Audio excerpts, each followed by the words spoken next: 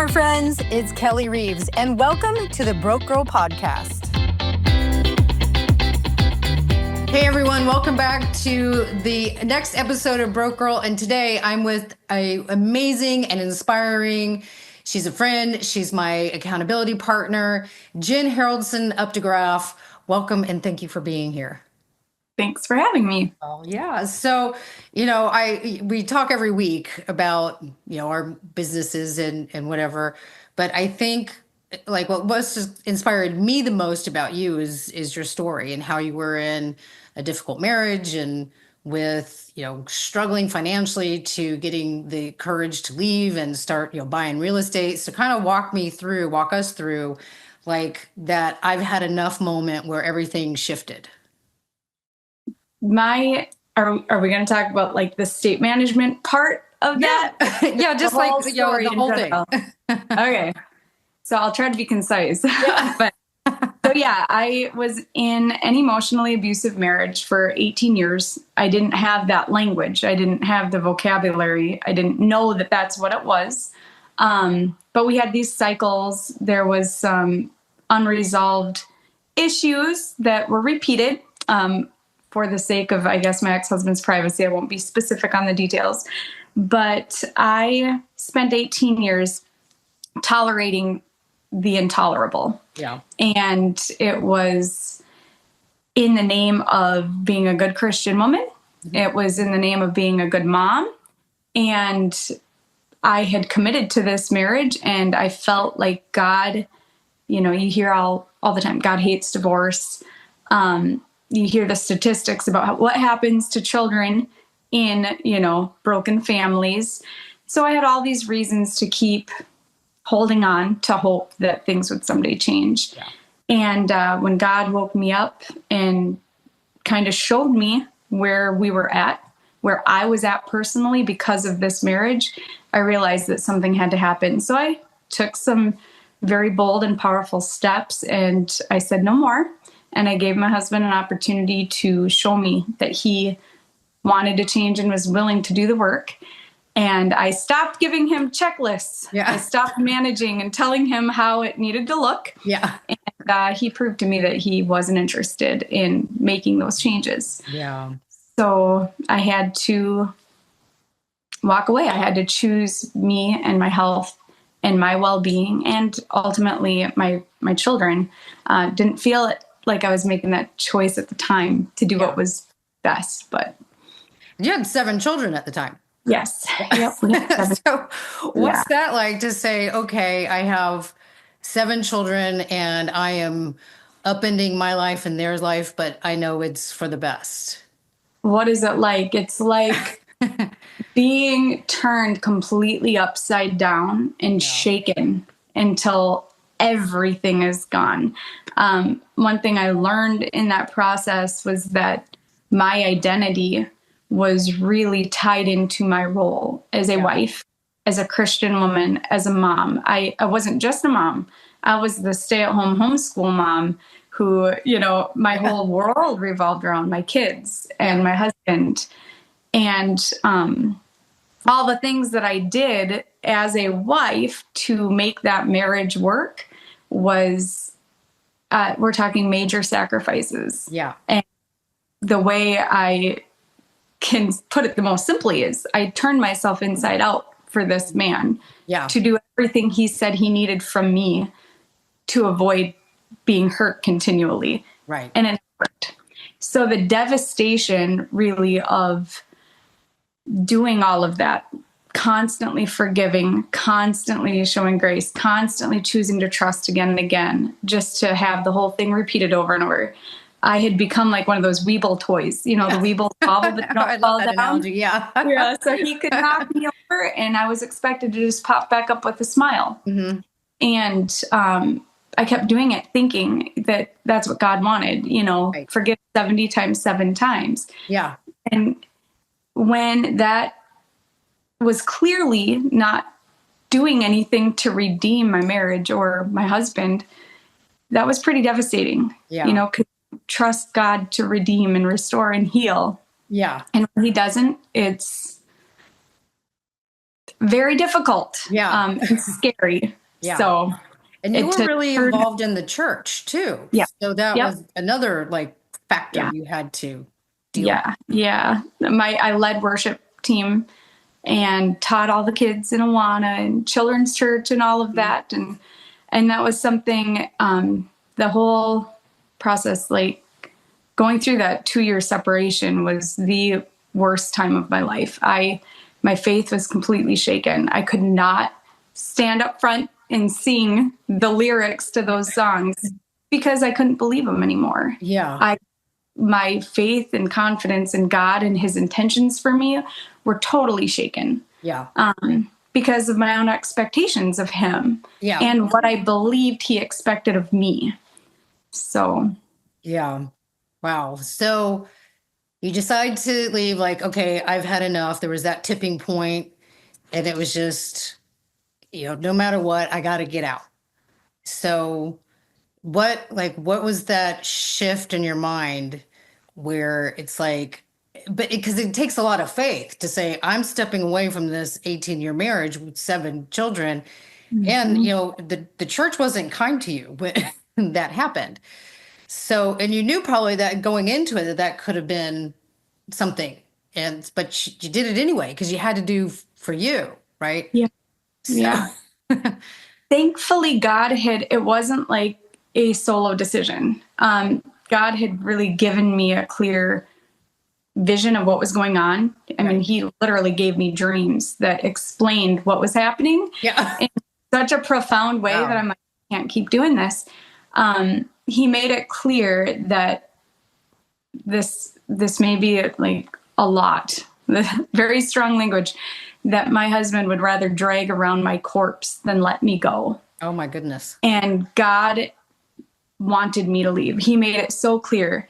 The church, however, would argue that, God does not want this for you. God would not tell you to leave.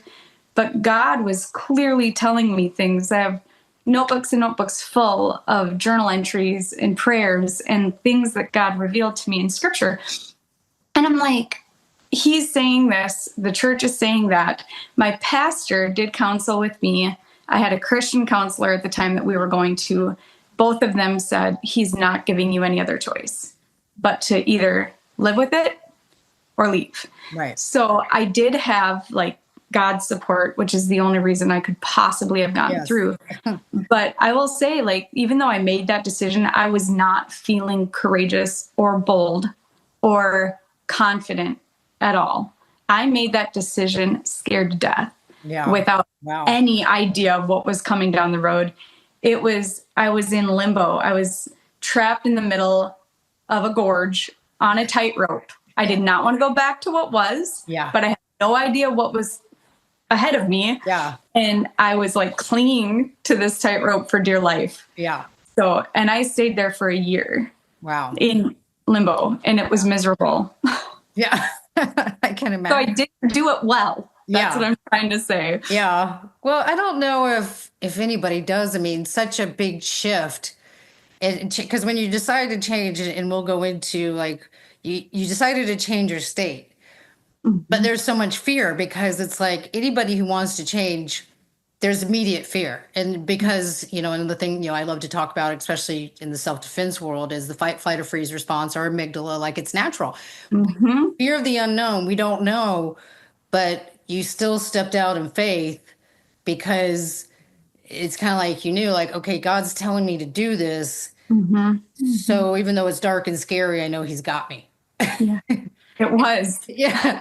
But he did, because then you started. So tell us about, like, okay, you went through that for a year and then you're like, okay, I'm coming out of it. I've got to do something like income and business wise. And so and you started investing in real estate. Yeah. So the first thing that had to happen was that I had to get unstuck. I had to get regulated. I did not know that I was stuck in a trauma response, like what you were just talking about. I had no idea. I mean, Yeah. I studied psychology in college, but I didn't recognize that in me, that I was so stuck in survival mode. But I knew I was miserable. I was absolutely miserable. I was taking it out on everybody around me. I was like a Yeah. trapped, cornered animal, even to my kids. So my most important relationships and roles, we're like being devastated. They were Yeah.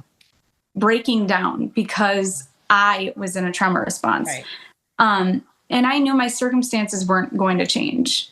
And I was blaming my circumstances for how I was feeling and what I was experiencing. Right. So this is the key part of, if anyone is listening to this and will resonate with anything, I hope it's this.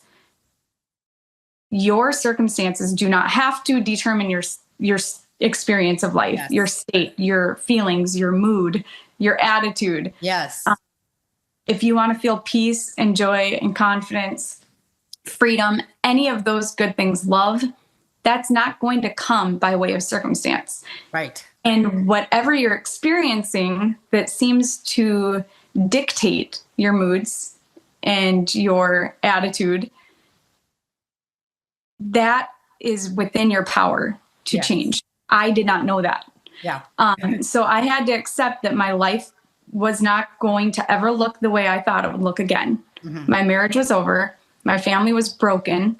I had to be like thrust into the workforce after being a stay-at-home mom for 18 years with no history of work at all. And I just was not going to change the circumstance. So I had to change me.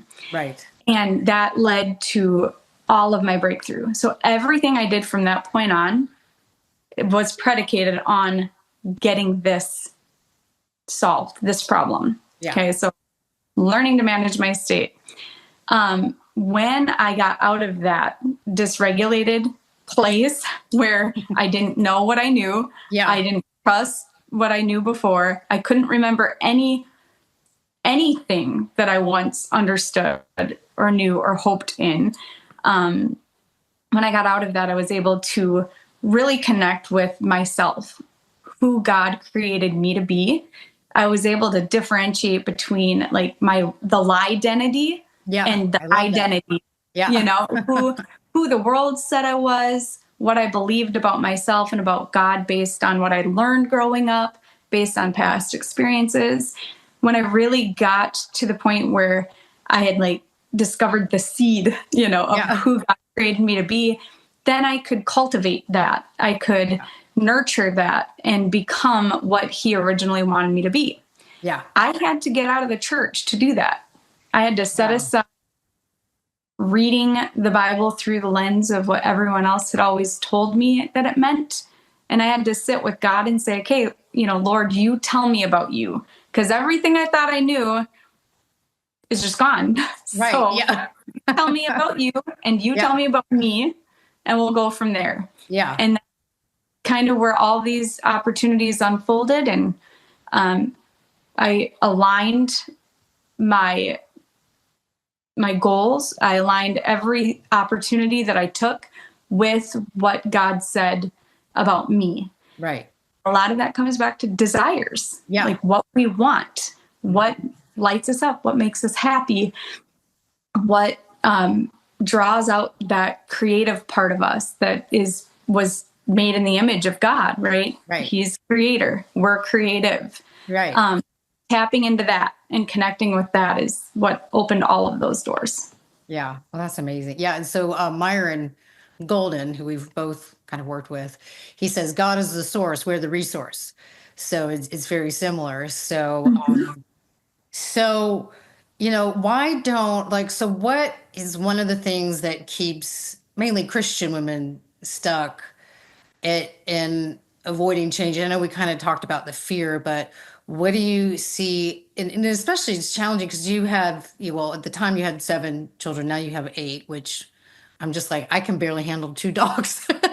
so, so you have 8 children and a baby, an infant, and multiple properties that you have and rental properties. So tell us about that, because I've always been interested in investing in real estate, and I've been afraid to even start it, and my money hangups keep me from doing that. So that's something I need to kind of look at. But kind of going back to what you said about where you are in life. And that's kind of what this whole podcast is about. Like, it doesn't matter if you're broke, you're going through a divorce, you lost your job, you're dealing with something.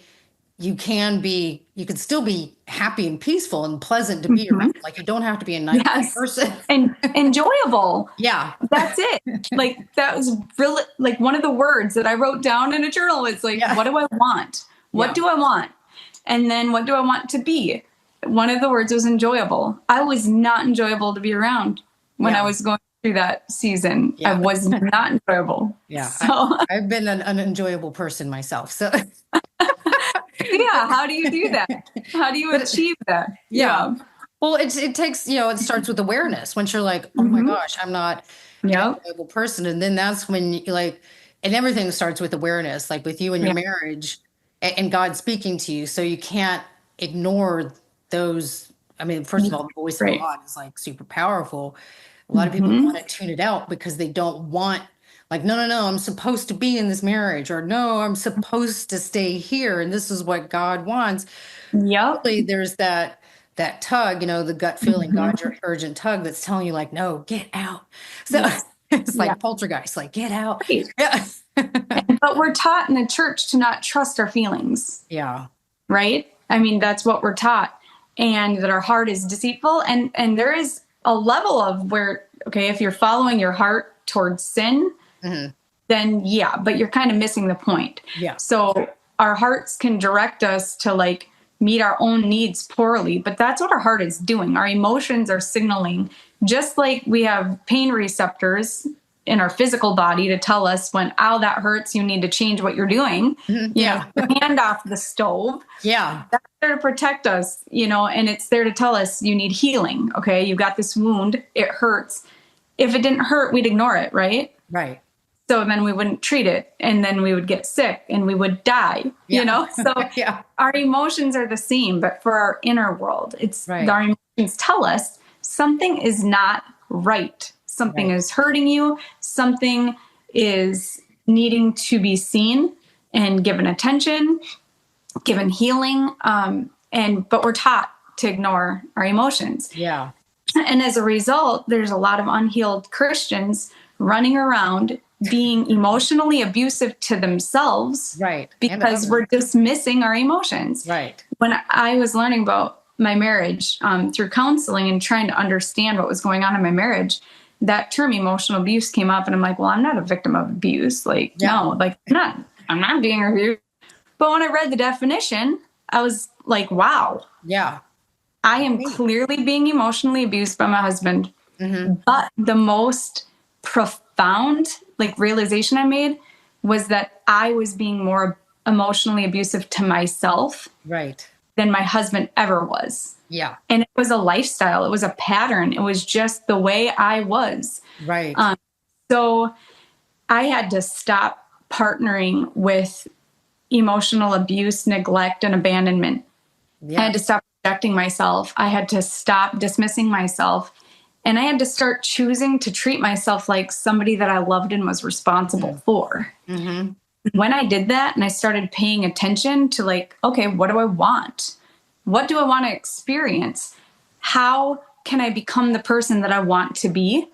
Rather than okay, it's easy for me to say, I feel stressed out. I'm going to have a glass of wine or Right. 4, right? I could do that. Right. That's not going to solve the deeper issue. Right. But I could dismiss all of that negative emotion too and just be like, okay, I shouldn't feel that way. Right. So I'm going to just say I don't, but not do anything with it. Yeah.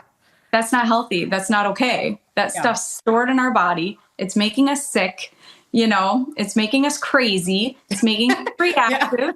It's making it impossible to progress and achieve our goals because our energy is all being spent on this unresolved crap that we're Yeah. carrying around with us. Yeah.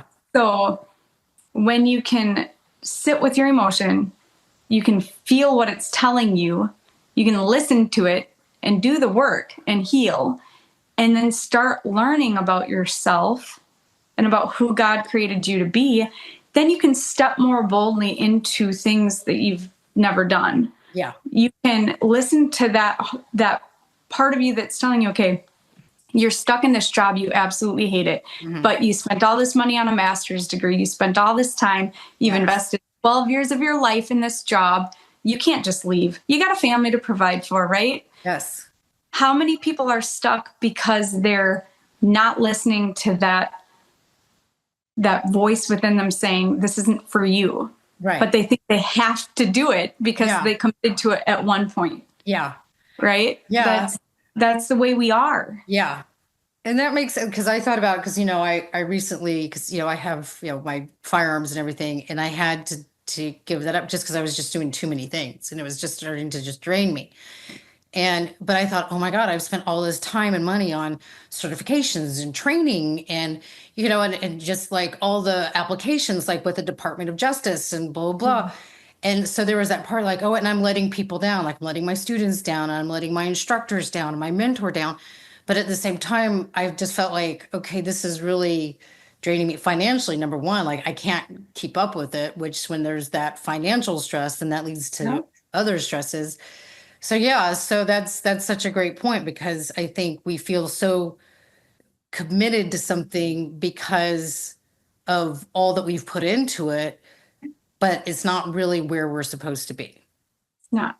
And I mean, how many people live out their whole life, get to the end of it and realize I never did any of the things I wanted to do because Yeah. all these reasons, right? So back to your question about what I chose to do and how I got into it, it was a matter of saying, okay, what do I want? I want freedom. I want cash flow where I don't have to be working and taking time away from my kids. I refused to put my kids in public school. I refused to work at the house. I refused to change my children's lives any more than it was already changed. Right. And so I said, okay, well, how can I do all those things? I had so many options. I Right. could have gone back to school, gotten my doctorate, and been a therapist. I could have done what I originally wanted to do before I got married. Yeah. I could have just gotten a 9-to-5 job like everybody else, you know? I could have done any number of businesses. I'm a good cook. I love cooking. I could have done something with that. Could have started a restaurant. Yeah. I could have done it. All kinds of things I'm super passionate about, right? But what would hit all of the rings of my target? Right. You know, family, relationships, financial freedom, like time freedom, being able to create my own schedule around my family. So the one thing that fit at that time was real estate. And I knew I'd always wanted to invest. My ex-husband was never on board. So I didn't do it because I believed I couldn't do it without his blessing and support. That was another belief. Bad story. Turned out false, 100%. Bad story. So I decided to get my real estate license, and it was a 2 for 3, right? Like I'm learning about the market. I'm learning about real estate. I have an opportunity to maybe get in on some sales before they even hit the market. Yeah. I was able to learn a lot. It was like an on-the-job education. So I got paid for it. And it allowed me to stay home with my kids most of the time. And then during the 3 years that I was in real estate, I was able to pick up some properties, and I didn't flip them to sell. I renovated them to turn into long-term rentals. So I got really good deals on really ugly houses that I was able to put my personal touch to, because I personally designed and built a couple houses. And so I have some experience with that. I love doing it. I have fun. I refuse to do things that I don't love to do. I refuse to do things that I don't have fun doing and feel passionate about. And that's one of my targets. One of the rings. Yeah. So then, and of course I had this fear going into it. I was barely making enough money to get by. And so it required really setting an intention and not cutting myself slack to be able to afford to invest. And I had to get creative because I could not get financing from a bank. Yeah. I hadn't had 2 years of work history yet. Right. So I had to get creative. But you were talking about manifesting early Yeah. on, and that's just That's a such a bad word. word. It's Yeah. it's just a word, right? But you can't achieve the goals that you have if your dialogue is basically creating a perspective that makes it impossible to see opportunities. Right. So if you're limiting if you're limiting your own view of the world Mm-hmm. with your beliefs and this narrative that's just not accurate, you're never going to achieve your goals. Yeah. So you have to go into that like totally open-minded and open-handed and say like, I'm not going to come up with some idea of how this is going to happen. I'm Right. just deciding this is what I want to do. And I'm going to keep my eyes out for opportunities to do it. And the opportunities might not look anything like I would expect if I created my own like game plan around it Right. or strategy. So that's kind of how I went into that. Yeah. Well, and that's just kind of because it's so, and one of your things, and like the big why, like, and that is such a big thing to, achieving your goals and getting anything you want, because it's like it's knowing what you want is fine. Like, okay, I want to make more money, but Mm-hmm. we'll talk about your target and how that like is with your program and what it means to everybody. But it's your why. Like, why do I Mm-hmm. want to do, like, one, why do I leave? One, why did I leave my husband? Yeah. Because, and it's always like, it's a deeper thing than just, well, I'm unhappy. Oh, It's, yeah.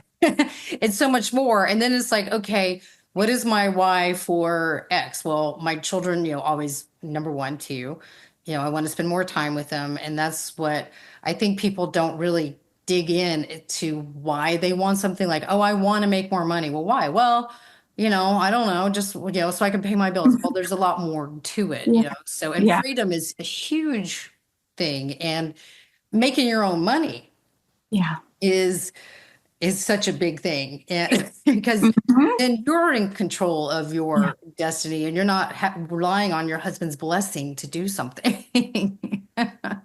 Yes, exactly.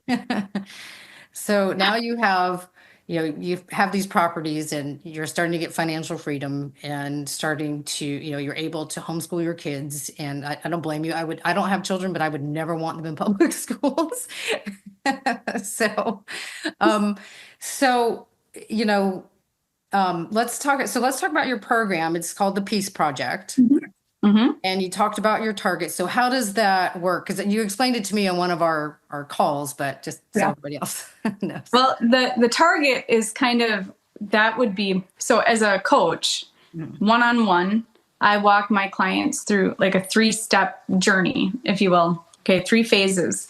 The first is state management. Like I told you earlier, that you can't really do anything until you learn to control and manage your state. Yeah. So it doesn't matter what you do if you are not being the person that that does the things that you want to achieve. Okay, I butchered that, but that's okay. So like, Myron Golden talks about this too, and I've heard other teachers talk about it. It's this, if I do the things, then I will have the things, and then I will be the person I want to be. Right? Like that's typically what we do. Well, I'm going to work really hard so I can buy all the things so that I can be the person who has the things and does the things. Right. But we need to become the person that we want to be, so that we are the person that can do the things. Yeah. To get the things that kind of person has. Like, Yeah. It's just totally backwards from how we normally think about it. But it's true, because like, if you want to be happy and have peace in your life and have confidence, and you're chasing material things to achieve those inner experiences, it's never going to happen. Yeah. It's never going to happen. So you have to learn to become a person who is peaceful, we talked about being enjoyable. That's actually for everybody else's sake, right? Yeah. You want to be enjoyable for them, but you want to experience joy. You want to experience peace. You want to experience love and acceptance, and you want to feel valued. You're not going to find that from other people. Yeah. if you're looking for it from other people. Yeah. You need to become the person that is That person. loved, Yeah. is accepted, Yeah. is worthy, is valued. It's between you Yeah. and yourself Yeah. and God. And the man upstairs. Yeah. That's where you're going to find that. So learning to manage your state, learning, you had asked me my 3 mindset shifts that were pivotal in changing my life. And this is going to touch on that. If I did not learn to manage my state, I would have never become the person that does all this stuff. My relationships would have been destroyed. I would have done anything to get out of my house and to be away from my kids because I was failing in those ways. So I had to stop reacting and start responding in a way that was aligned with who I really was. Yeah. I had to learn all of that. So that's step 1. And then step 2 is the inner healing part. Right. Learning to connect with your heart, learning to recognize the beliefs in the story that you're telling and rewrite those stories, reprogram your mind, create new patterns that are based on who you really are and what your intentions are. People don't change because they don't recognize who they are. They don't acknowledge what they're doing and how what they're doing doesn't match their intentions. Like, we all think that if you have these great intentions, that that's who you are, but we won't see when we're not showing up in a way that actually matches that. Yeah. Like, we have these blind spots. And I suppose you could call that the shadow, you know. But in a lot of ways, like, we just don't see it, or we blame our personality and say, that's just who I am. That's just how I am. Yes. So you won't change because your identity is wrapped up in this. Right. But you need to recognize you're not your body. You have a body, but you're not your body. Yes. You have a mind, but you're not your mind. You have thoughts. Most of your thoughts aren't even your thoughts. Right. And most of the things you do are not by choice. They are, what is the statistic? Like 90 to 95% of what we do throughout the day is just unconscious. Yeah. It's just patterns. Yeah. You know, and so like when you recognize, oh my gosh, you know, that isn't actually me. All of the things I've always thought were me aren't me. Then you can really start to identify what is you. Right. And that takes massive self-awareness, massive observation. You have to look at everything you're doing, saying, thinking, and objectively, without judgment, be curious and say, what is this? Like, why did that thought just go through my mind? What's this emotion? Like, what am I sensing in my body? And so that's phase 2. And then phase 3 is taking all of that and creating a vision for your life, creating a target so that your energy, your focus, everything that you're investing, your time, your energy, your money, they're like arrows, right? Right. And you want to be shooting at your target, not somebody else's target, not just firing away willy-nilly. Yeah. So you got to create that and get really clear on like, what are the rings of my target? Right. If I could go out and get a job right now making a lot of money, but it would keep me from my house, keep me from my kids. If I didn't feel passionate about it or love it, like that's hitting one ring, like money. We need money to survive. Right. But I don't want just money. I want financial freedom. Right. So I'm not going to do that. Yeah. I could go and be a missionary, and I'm passionate about serving others. I'm passionate about Jesus. I'm passionate about all these things that would, you know, probably be something I could do with my family. Right. 2 things. But it's not going to create financial freedom. Yeah. Right? Right. And that's something God put on my heart. Right. You cannot judge yourself by other people's targets, other people's callings, other people's purposes. Yes. Oh, thank you for saying that. I love that. So you got to get clear on yours. Yeah. And, you know, if you're a believer, invite the Holy Spirit into that. Yeah. Pray, seek wisdom, ask. Yeah. You know, and God will give you that. He promises to. So, so that kind of explains it. So the target, that's in phase 3 of my coaching. Yeah. My program, the Peace Project, is all about that first phase. It's all about learning to manage your state, learning tricks and tips and tools that you can use to instantly get out of that like reaction that you're having, Yes. and choose to change that. It's learning to identify when you're being triggered. It's learning kind of your own patterns. Yeah. I have a journal that I created because it's what I did when I was trying to make these changes early on. Mm-hmm. Like, I need to start paying attention.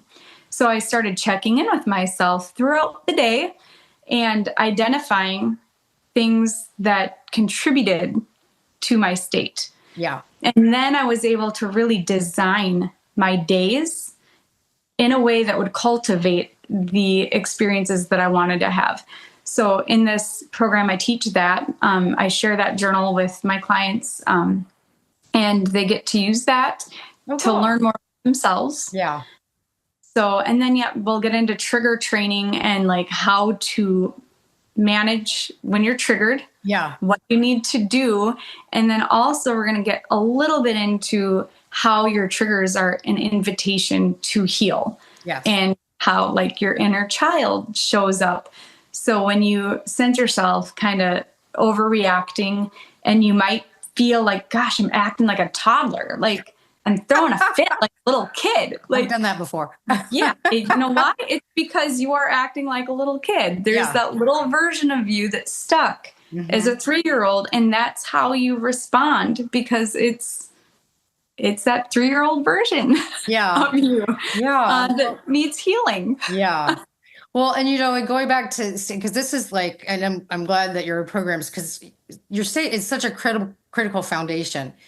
And it wasn't until I started getting into like my own state, and I did it through therapy and EMDR and just really like, and then, also my, journaling and meditating and praying. And so it's been kind of a whole like package thing that I do.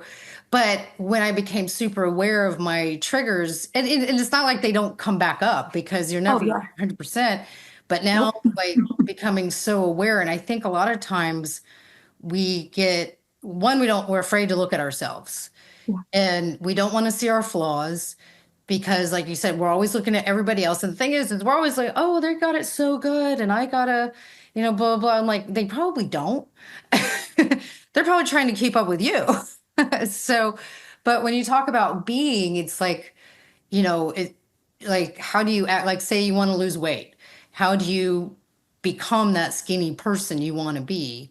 And then what do you do when you're that person? So yeah, like it's a reverse engineering tactic of become who you want to be now, and then start acting like that person. And then you'll actually really become that person. Well, and with the body image part, right? What is the reason? Right. Now, I was coaching a lady who said that her goal was to get skinny. It's okay, well, why do you want to be skinny? Like, what do you think you'll experience as a skinny person that you're not experiencing now? Yeah. And it's all about what you want to experience. Like, what are your desires? So for me, I have found in my own life, I mean, even after having 8 kids, I stay around the same weight, and I'm healthy, and hopefully I look good. I'm like, when you told me you have 8 kids, I'm like, what? But you look amazing. It's not about that. It's like, okay, so what do I really want? Do I want to be seen as attractive? Yeah. But what does that mean to me? Right. What would it mean to me if someone didn't find me attractive? Like, deep down, like if I were to just sit and imagine somebody telling me that they thought I was ugly, like, what would I feel in my body? Where would I feel it? And I'd have to sit with that and go, okay, well, what does that mean to me, and why? Does that remind me of something? Is there some value that I have of myself that's really based on like my beauty? And I could talk to you for another 2 hours about that and the work I've done on that. Yeah. But it really comes down to like, what is the deeper desire? Right. You're not going to achieve those deeper desires just by getting skinny. Yeah. You're just not. Yeah. So it's like, okay, for me, I don't necessarily want to be like skinny. I want to be healthy. I want to be strong. I have always been particularly strong, surprisingly so for my size. I like that about me. I want to have energy. I want to be able to do all the things that I want to do. I love working hard. I like manual labor. Yeah. I want to be able You to do the cut floors down a your husband tree. doesn't do. I do. He's Right? like, I'm just going to let her do it. Just let her finish. But yeah, I love it. I want to be able to do it. I want to be able to get old and not be like, oh, I can't get down on the floor to play with my grandkids because, I won't be able to get back up. Right. That's what I want to experience. Yeah. If being strong and energetic and healthy means that I'm also going to look good in a dress, great. Yeah. But you know what else I like? I love good food. I do like wine. I like chocolate. I love baked goods. And so, I want to enjoy life too. Yeah. So really there would probably be a point in my life where I can imagine like my choices might have to change a little bit. Yeah. If I can't continue eating what I like to eat and staying healthy, yeah, I'll probably have to redesign some stuff. Right. But right now, my life looks like what it looks like because I really can get away with my lifestyle and achieve my goals, if that makes sense. Yeah. Well, and I like what you said, like, okay, so you want to be skinny for what? Because it's kind of like you can't escape yourself. Like you can be like, okay, well, I'm not happy. And maybe if I just move to a whole new town and you do, but you're still yourself. Yep. Even though like you may be in a new town and a new home, but you can't escape yourself. So the only way I think to really escape yourself is to acknowledge who you are and where that pain is. And it's not escaping yourself. It's getting rid of the old you. Yeah. And the thing is a lot of people don't like it when you get rid of the old you because they cling so tightly to that. Yeah. That identity that really isn't their identity. And if people would understand that what you think you are and who you think you are isn't actually who you are, it's more like everything that your experiences have taught you to believe about you and about the world. And things that, when we're born into a culture that has like a belief system that we basically inherit. We kind of are just born into certain belief systems. And that kind of determines our identity. Yeah. I love how Myron Golden calls it an identity. I've been using it because it's so accurate. Yeah. And I probably would have never recognized the things that I thought were me. I held so fast to who I was. So like, that's me. That's me. If God hadn't turned me upside down and shaken everything loose and emptied me of all of that, I probably would still be exactly like I was. Yeah. It took that for me to go, wait a minute. When I started like refilling that vessel, for one, it needed to be emptied so I could see what needed to be healed, right? I had all these cracks. Yeah. So anything that God poured in was just seeping out because I needed to heal. Right. I needed to be emptied so I could heal those cracks in my vessel. But I got to choose what went back in. And it was kind of, God had given me another little vision of like this house. Like I was in the house. It wasn't a house because it had been destroyed, like a tornado or an explosion or something. This house is destroyed. And I felt like this was me. Like I was destroyed. And God's like, this isn't you. You're still there. You're fine. You're not destroyed. It's just this house. And I was like, and then I'm like looking around at all this stuff, the debris and the items. And there were things that I thought were me, I thought belonged to me. But I was looking around and realizing like, okay, that's not me. I am me. I'm just here. I'm looking at all the things and I'm like picking them up and I'm going, oh, that's not actually mine. Like my mom gave me that. My dad gave me that. Like, somebody just gave that to me one day and like, that's not even mine. And like, I get to pick what I put myself back together with. Right. That was the thing, the revelation after my divorce is I get to choose who I'm going to become. And of course you want that to align with who God created you to be. Otherwise you're fighting a Yeah. unwinnable battle. Yeah. But But that's so empowering though, because you were like, finally, after 18 years of like being held down, and you finally got to step into your power and Mhm. say, I get to choose what I want. I get to choose who I want to be. And I think a lot of people don't realize that they have a choice. Like they have the power within them to do what they want to achieve. Yeah. And, I think some people just stay stuck because, we all give ourselves the excuses. I'm too old. I'm not Hmm. educated enough. I don't have the resources or whatever. But like, I look at you and you're like, okay, I was in this marriage at the time and 7 kids and no job. I wasn't self-sustainable financially, but you said, this is not who and how I'm supposed to be. And Right. you just said, you know what? Right. You didn't make any more excuses. You stepped No. into such a fearful place. Hmm. And for anyone who thinks that you're going like, because I coach many women who are where I was, Right. and they're all waiting for the right opportunity, waiting to be sure, waiting for confidence, waiting for clarity. It's not going to come until you start moving. Yeah. Yeah, it's not going to come while Yes. you're clinging to the middle of the tightrope. Right. You have to get off the tightrope Yep. and start moving forward, and you have to do it scared to death. Yeah. I did. I was not confident. I mean, even my ex-husband looked at me one day when we were discussing the divorce, and like we settled between the two of us. We didn't have to get lawyers involved, but we were having one of those conversations. He's like, Jen, why are you so like, what did he say? Like stuck in fear. Like he could even see how terrified I was. Yeah.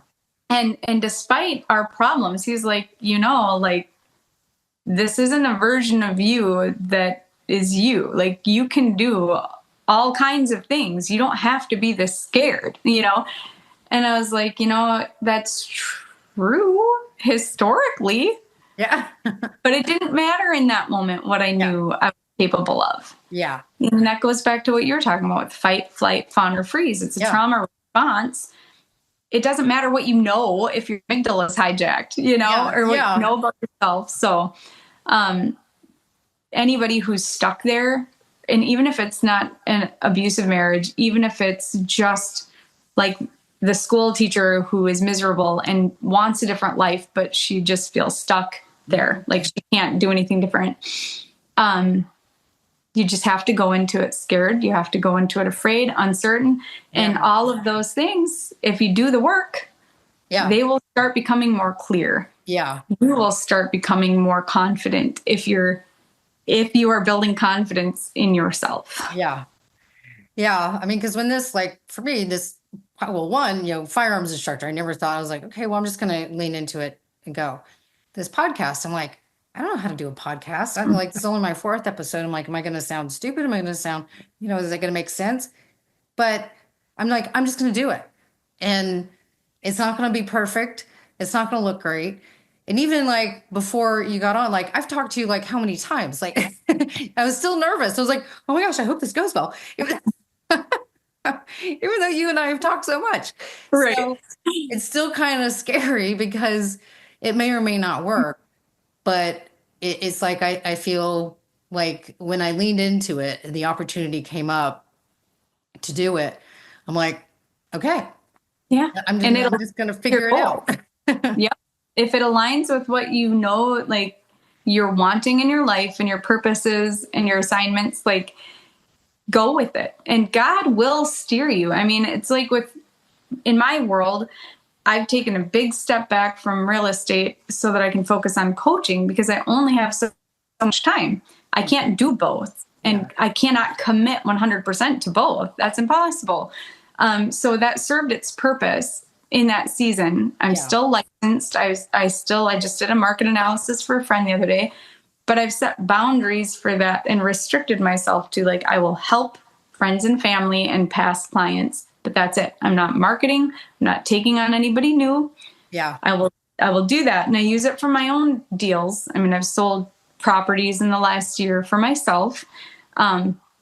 but it's like, it's okay to shift. It's okay to change your mind. It's okay to try something and realize that it didn't work for you. But I love what Myron Golden says. Like, gosh, this is basically so much about, about what he's taught me. Yeah. All work works. It's Yeah. either working for you or it's working on you. So Yeah. literally nothing that you do is a waste of time. Yeah. Nothing. Like, we need to set ourselves free from the expectations and like loosen the grip we have on the results and outcomes. Yeah. Because it doesn't matter if it's work, if it's relationships, it's the same principle. Like, if we're not hanging on for dear life to some kind of outcome, Right.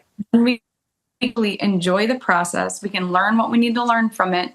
And then we can fully invest our energy into really creating what we want Yeah. in the relationship, in the process, in the podcast, in the business you're building, whatever it is. Yeah. Well, I was watching or listening to Lewis Howes, and it was his School of Greatness podcast, which I love. And he was interviewing Alex Hormozy, who's, multi-gazillionaire and multiple and all that stuff. And he even said, he was like Alex said, like, when you're just starting, you're at zero. And if you fail, you're just back at zero. Right. You really don't have much to lose because you're starting at zero. And then if you end back, he's like, you're not going to end up negative.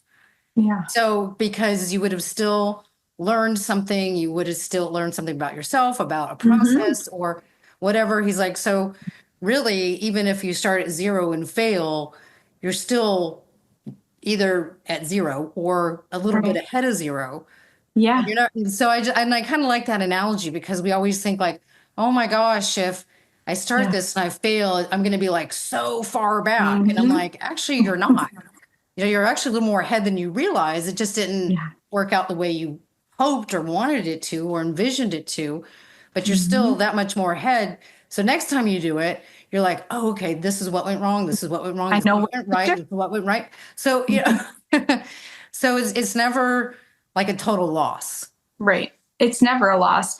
And the fact that so many people are stuck and really feeling stuck and hopeless and like, boy, I guess this is just the path I'm on and I'm never getting off of it kind of feeling. It's in large part because of that. It's that what if question. I love the question. I love what if, because while it keeps us stuck, if you ask it again from a place of curiosity and like openness. So when I'm coaching people and like, well, what if this doesn't work? What if this relationship doesn't work? What if I spend 4 months getting to know this guy and he decides he doesn't want to like commit after all? Right. Well, what if it doesn't work? Yeah. What if it does? Oh, and then what if it does? But like, I mean, the reality is, so for me, back to the investment properties, and me not having much money, me not having much capital, me not having, like any of the things that anyone would think you might need to do what I was trying to do. Yeah.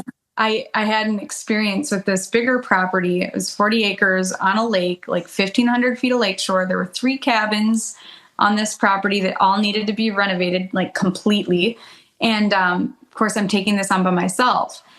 And I'm like, I've never, like, that sum of money was not something I was familiar with. It was a lot of money. But I had this opportunity, and I had been praying for this kind of opportunity. And it was in my 5-year plan. Like, in 5 years, I want this and this and this and this. And it fit in there. It was like, well, I could achieve the year plan in 3 years if I just say yes to this opportunity. But my nervous system like went haywire. I had hit my ceiling. My internal thermostat was like, no, cool it down.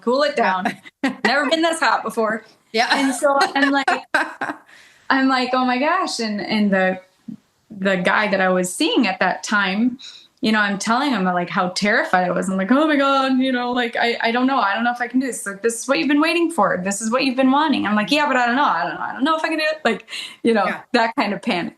And he goes, well, Jen, like, I'm going to do what you would do. I'm gonna tell you what you would be telling anybody you work with. It's like, what is the worst case scenario? Right. What's the worst thing that would happen? And I'm like, oh, I don't know, I could fail miserably and lose everything and ruin my whole life. Is like, would that actually happen? Like, really, what is the actual Right. worst case scenario? I'm like, okay, well, I wouldn't die. Yeah. So like he had to coach me and walk me through that whole scenario that I was catastrophizing. I was Yes. playing this thing, and in my body it felt like this huge risk, and it felt Yeah. so scary. But really it wasn't. Like Yeah. you said, what happens? Worst case scenario, I fail, I look like an idiot maybe, but who cares? Yeah. I'm working on that. I don't care if I look like an idiot. Yeah. I want to look like the person who tries to do something big and Yeah. who achieves their dreams. Like, you know. Yeah. So did you So, buy the yeah, property? I did. Okay. I did. Yay. Yeah. Like, Yep. I did. I love I did that. it. Yeah. I love that. Yeah. And you get to look back like, okay, but I think like even we kind of freak out about the small stuff. Like I was telling you, like, okay, today I have, I need to record this and turn it into the producers. And I have a girlfriend coming to town to stay for the weekend. My house is a mess. I'm like, oh my God, and I have to go down to town and go to the store and do this. And I literally was like, you thinking that I was about to explode. Yeah. Nothing would happen if I didn't get it all done before she arrives. And Yeah. I'm like, first of all, number one, she's probably one of the most amazing, gracious people I know. If she showed up and I was like, hey, I still got to go to the store and pick up my prescription, she's like, well, let's go. So I Yeah. was catastrophizing over all the to-dos of the day and Mm-hmm. not going, like allowing myself to just like, hey, it's okay. If I get it done, great. If I don't get it done, great. Is she going to hate me and turn around and drive back to Orange County? No.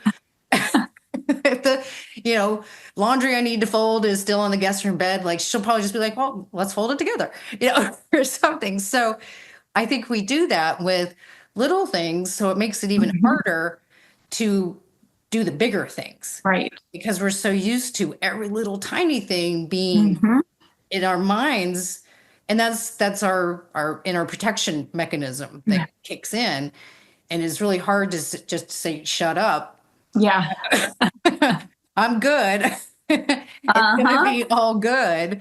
And so yeah, so I think that getting to that point where you can recognize it. So when I recognized it this morning, I was like, "Ooh, okay, stop. Yeah. Let's get the dogs fed, Mm-hmm. get your coffee, put on my binaural beats in my headphones, Mm-hmm. make a list of what I need to do, and then breathe. And are Yeah. you gonna be okay? Yep. Okay, good. Exactly. Yeah. So, okay, I love this. And I know you and I could sit and talk for hours and hours. And this is such a great conversation. But where can people find you? And I know you have the Peace Project on your Facebook page Mm-hmm. now. But where can people find you online and on Facebook and all that? Facebook. Yeah. My Facebook. website is under construction. I've got, that's on my to-do list as well. Yeah. So it's a work in progress. Yeah. But yeah, pretty much just Facebook and LinkedIn. And I do have links to like my Calendly where you can schedule a one-on-one call with me. I have a couple groups that if anyone was interested in joining, that you can find those links on Facebook as well. So I have a group for people. It's called Create Your Vision for 2025 and beyond. It started off as a challenge in January, and I've just been kind of rolling with it. Nice. And it's a pretty cool group of people who are all like goal oriented and want to learn how to set aligned goals. Kind of what we were talking about earlier. And then I have one called Rise Up for Christian women who are struggling and feeling alone because really they're not being seen and their needs aren't being met within the church. So I have that group. I just started something called Coffee and Connection for Saturday every month. You can find a link for that on my Facebook page too. And that's really just an hour where we can come together on a Saturday morning and just sit and sip our coffee and like share whatever's going on, whatever people are struggling with, and just a place to be seen and heard and known and met with compassion. and support and encouragement, because we're all in this together. Nobody is perfect. Everyone is struggling in some way. And the lie that, like, we all feel, I think sometimes, I'm the only one going through this. I'm the only one dealing with this. I'm the only one feeling this way. Like, no, you're not. No. Yep. You're not. And we need to be coming to each other with support and compassion and love. And like, Jesus said, the second greatest commandment after loving God with all your heart, soul, mind, and strength is to love your neighbor as yourself. Yeah. And that means we need to learn to love ourselves. Yes. And treat ourselves like someone we're responsible for. Yes. And when we learn how to love ourselves and treat ourselves well, value ourselves, have self-compassion, then we can give that to other people. Yeah. And we need to do that because, like, what I went through in the church is just not okay. Like, I did have some people that did rally around me and love me. But as a whole, like, we're not comfortable with pain. We are not comfortable with emotion. We're not comfortable with ugly situations in the church. And we need to be, because we all have ugly stuff. Yeah. We all have pain, and we all have struggles and issues that we shouldn't be going through this alone. Like, we should not be doing this alone. So yeah. So I'll include in the show notes, so when people are watching it, so it'll be your link to your Facebook page and the show notes, and then the link to the Peace Project, so people can find you. So Jen, thank you so much. Like I said, I think you and I could just sit and talk forever. I think so, but thank you for sharing your story. And find Jen on Facebook. I'll include the link in the show notes. And thanks for sharing everything. This was wonderful. Thank you. It was a lot of fun. Thank you so much for being here. I hope you got as much out of this episode as I did. And if you did, please subscribe and share, because there may be someone who needs to hear this message right now. And I've got some big news for you, my friend. My Financial Peace Workshop is now open for enrollment, and it's on Thursday, April 24th at 11 a.m. Pacific. So if you want to learn how to find peace around money, regardless of your financial situation, then go to my website and sign up today, because once you start finding peace around money, you'll be surprised by just how much abundance shows up in your life. It's all about being easy about it and feeling peace about it. So the link is below in the description, and I will see you there in the workshop, and I will see you here next week.